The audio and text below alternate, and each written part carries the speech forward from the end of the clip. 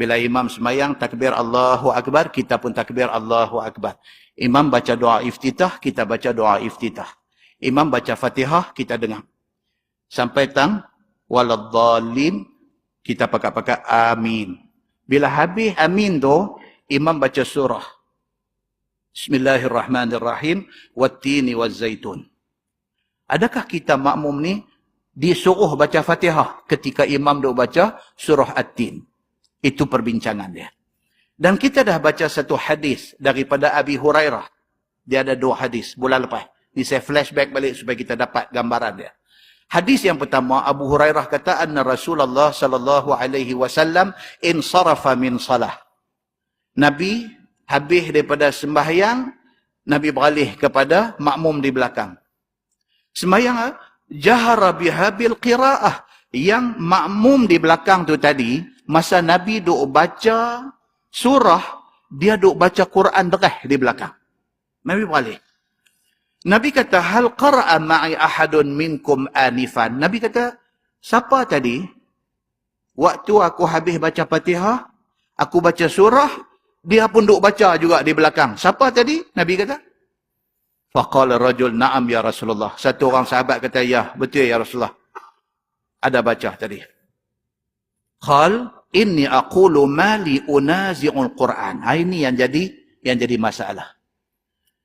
Nabi kata, pasal apa hampa duk lawan baca Quran dengan aku? Ini yang menjadi persoalan dia. Mafhum cakap Nabi itu, faham cakap Nabi itu, Nabi tak bagi baca apa? Nabi suruh dengar dia baca surah. Itu faham dia.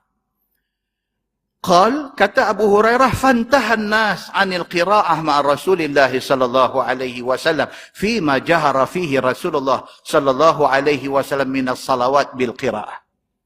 Oleh kerana Nabi tegur macam tu, start pada Nabi tegur tu, sahabat-sahabat Nabi, bila Nabi baca Fatihah, mereka dengar. Bila Nabi baca surah, mereka dengar. Mereka pun tak baca Fatihah. Hadis tu dipegang oleh Imam Abu Hanifah. Hadis tu sahih. Mai pula satu hadis yang kita baca bulan lepas. Hadis ni pun diriwayatkan oleh Abu Hurairah juga. Abu Hurairah kata, anin Nabi sallallahu alaihi wasallam annahu qal, man shalla salah lam yaqra fiha bi ummil Quran fahiya khidaj ghaira tamam.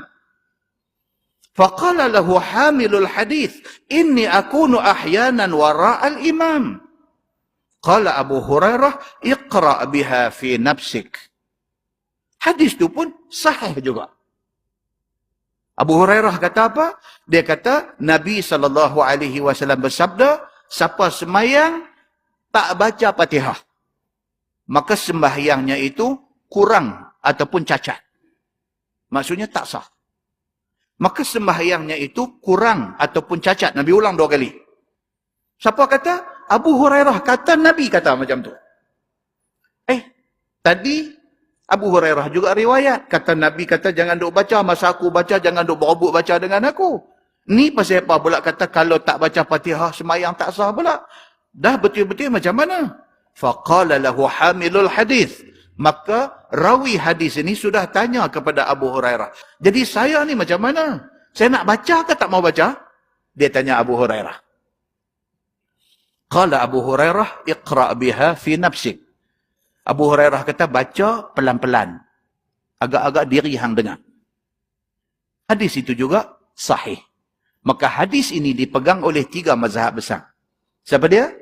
Imam Malik, mazhab Maliki. Imam Syafi'i, mazhab Syafi'i. Dan Imam Ahmad bin Hanbal, mazhab Hanbali. 3 mazhab ni pegang kata apa? Fatihah kena baca ke tak?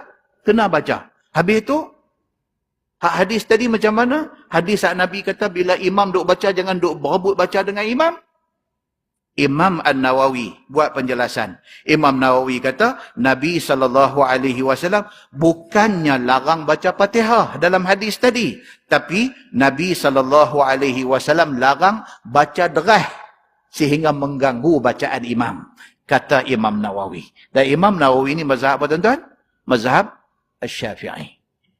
Kesimpulan dia, dalam sembahyang subuh, maghrib dengan Aisyah, Bila imam takbir, kita takbir. Bila imam baca iftitah, kita baca iftitah. Bila imam baca Fatihah, kita dengar. Imam selepas habis Fatihah bagi sikit time untuk kita makmum baca Fatihah. Lepas itu baru imam start baca surah. Itu yang dikehendaki oleh 3 mazhab. Mazhab Maliki, mazhab Syafi'i dan mazhab Hambali. Imam Nawawi kata itulah cara yang terbaik.